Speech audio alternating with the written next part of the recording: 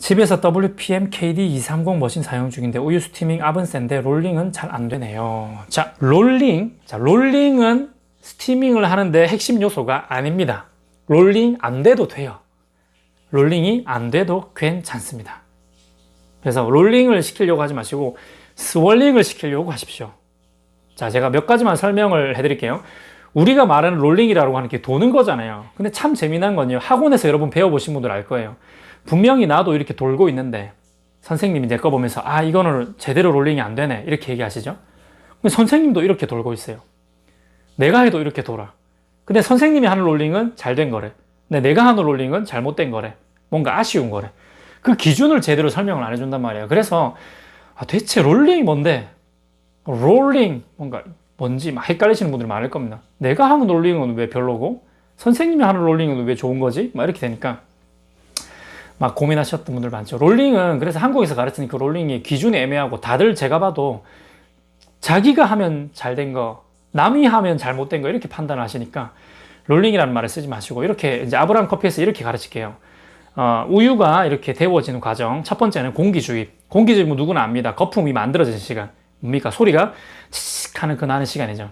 그게 공기 주입하는 시간이고 그 외에는 이제 우리가 흔히 말하는 혼합이라든지 롤링이라는 단어를 쓰는데 저는 이렇게 설명합니다. 공기가 쪼개지는 시간, 그러니까 거품이 작아지고 쪼개지는 시간, 그리고 거품이 우유와 섞이면서 에멀전이 되는 시간이라고 말하면 될 것 같아요. 어떤 방식으로 하는 게 더 부드러운 거품을 만들 수 있느냐, 이거는 사실상 스팀 압이 거의 다 하는 거거든요. 근데 중요한 거는 그 안에 있는 우유와 거품들이 골고루 섞이기만 하면 되는 거예요. 자, 두 가지로 나눌 수 있습니다. 하나는 도는 겁니다.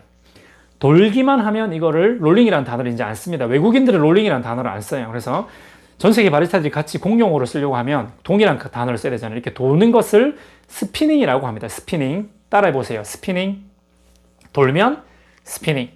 자, 그 다음에 스월링이라는 게 있는데 두 번째 스월링은 뭐냐면 이렇게 뒤집어지는 겁니다. 이렇게 뒤집어져요. 이렇게 되면 스월링. 이렇게 뒤집어지게 되면 실제로 우유 표면은 뭔가 이렇게 일렁일렁 하는 것처럼 보입니다. 제가 같이 그랜 스티밍 영상에서도 그렇고 자꾸 강조했던 거, 끝이 뭔가 일렁일렁 하는 게 보인다는 건 바닥을 치고 벽을 맞고 뒤집어지고 있다는 거예요.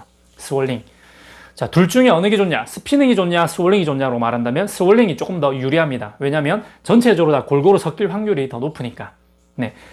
거품을 작게 쪼개주는 거는 스팀의 압이 하는 겁니다. 그러니까 머신이 해야 될 일이에요. 뭔가 이게 도는 현상을 가지고 더 작게 쪼개지거나 하는 게 아니란 말이에요.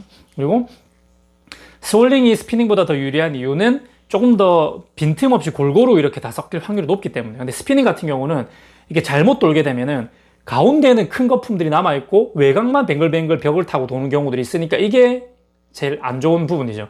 가운데 거품들이 안 깨지고 이렇게 도니까. 근데 이게 조금 해보시면 알겠지만은 사실 가운데 좀 큰 거품들이 뭉쳐있다고 해도 사실 스팀이 끝나고 나서 막 잘 흔들어주고 탁탁탁 치고 하면은 얼추 거의 다 깨지긴 깨지는데 간혹 가다가 심각하게 가운데가 몰려있는 경우가 생기면 이게 안 뒤집어집니다. 그래서 스월링이 되는 쪽으로 택하시고 스티밍 연습을 하시는 게 도움이 더 많이 될 거예요. 넘어갈게요. 스티밍 설명이 너무 많이 길어졌죠?